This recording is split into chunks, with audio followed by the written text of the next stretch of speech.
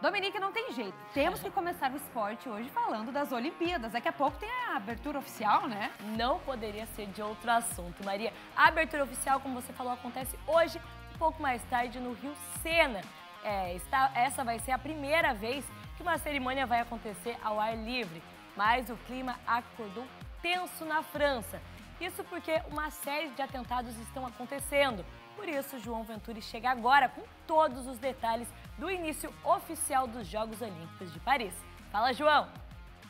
Tudo bem, pessoal? Um abraço para todo mundo. Algumas horas para a cerimônia de abertura dos Jogos Olímpicos de Paris, mas a sexta-feira começou com um alerta ligado aqui na capital francesa, principalmente falando sobre os trens de alta velocidade que ligam Paris às outras cidades da França. Nas primeiras horas desta sexta-feira, segundo as autoridades, 5 ataques coordenados aconteceram nas linhas de trem e afetaram diretamente o público que estava com passagem programada para vir para Paris, tanto para a cerimônia de abertura quanto para curtir os jogos de uma maneira geral.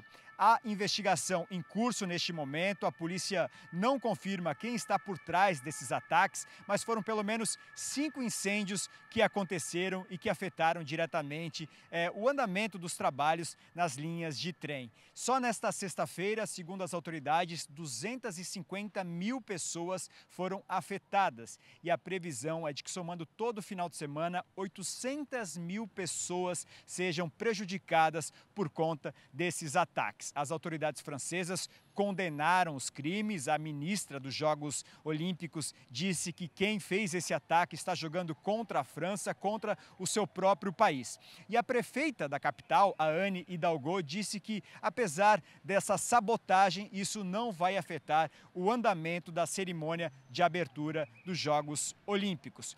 O outro caso que também chamou bastante atenção envolve o Euro Airport. É um aeroporto que faz a divisa da França com a Suíça. Também na manhã desta sexta-feira foi emitido um alerta de bomba e o terminal precisou ser evacuado. Ainda não há a confirmação de que os casos estão ligados. Há também uma investigação acontecendo neste aeroporto lá que faz divisa com a Suíça. As autoridades francesas investigam e há expectativa de que ainda hoje tenha uma coletiva de imprensa com mais informações esclarecendo os fatos.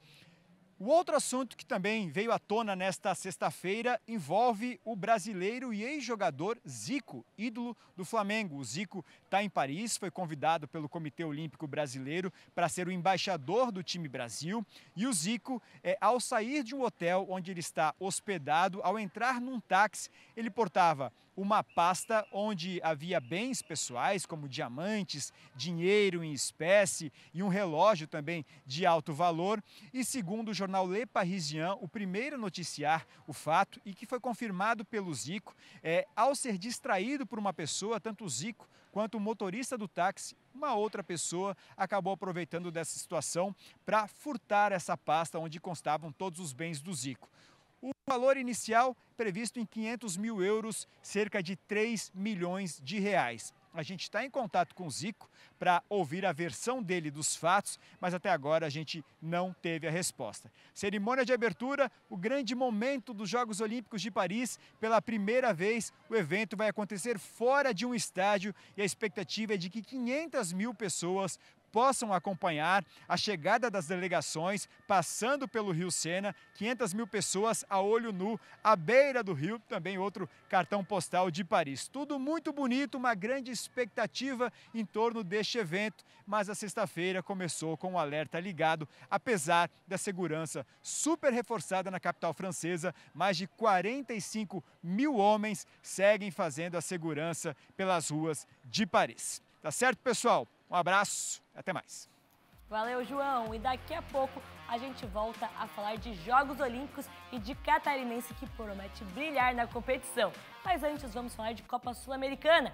Mais 2 brasileiros foram a campo nesta quinta-feira. Uma equipe garantiu a classificação para as oitavas de final, já a outra acabou sendo eliminada. Na Arena Pantanal, o Cuiabá perdeu para o Palestino do Chile. Marabel ficou cara a cara com o goleiro e chutou cruzado para fazer 1 a 0 para os visitantes. E já no segundo tempo, os chilenos ampliaram a vantagem. Sosa desviou o cruzamento e empurrou para as redes.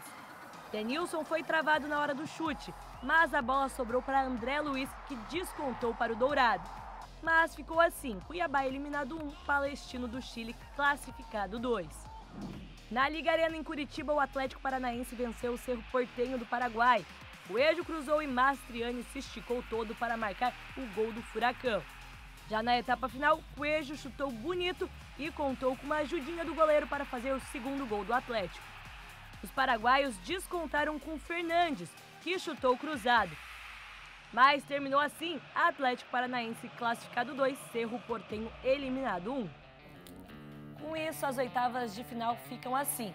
Atlético Paranaense pega o Belgrano da Argentina e o Fortaleza joga contra o Rosário Central, também da Argentina. O Cruzeiro enfrenta o Boca Juniors e o confronto entre brasileiros fica por conta de Corinthians e Red Bull Bragantino. Então, bora passar agora a agenda dos times catarinenses para o final de semana. No sábado, começa o retorno do Brasileirão Série A e o nosso representante aqui da elite do futebol, o Criciúma, vai jogar contra o Juventude no estádio Alfredo Jaconi. O jogo acontece às 7 horas da noite. A bola também rola pela Série B. O primeiro confronto fica por conta de Coritiba e Chapecoense. O jogo acontece no Couto Pereira, às 5 horas da tarde. E no domingo tem Guarani e Brusque no Brinco de Ouro, 4 horas da tarde. Lembrando ao torcedor havaiano que o Leão entra em campo somente na terça-feira, às 9 horas da noite, contra o Botafogo de São Paulo. Pela Série C, o Figueirense enfrenta o Remo neste sábado, às 5 horas da tarde, pela 15ª rodada da Série C. Mas a matemática alvinegra já entrou em campo. Faltando 5 jogos, o Furacão precisa vencer 3 partidas e empatar 2 jogos para assim garantir a classificação. O time não pode vacilar e precisa vencer para conseguir ali entrar no G8 e avançar para a próxima fase da Série C. E vocês lembram que eu falei que no início íamos voltar a falar de Olimpíadas, né? Então vamos conhecer agora a história de Bruno Fontes, atleta da vela aqui de Florianópolis, que tem uma carreira marcada por conquistas e aos 44 anos ele vai para a sua 4ª Olimpíada. Bora conhecer um pouquinho mais dessa história.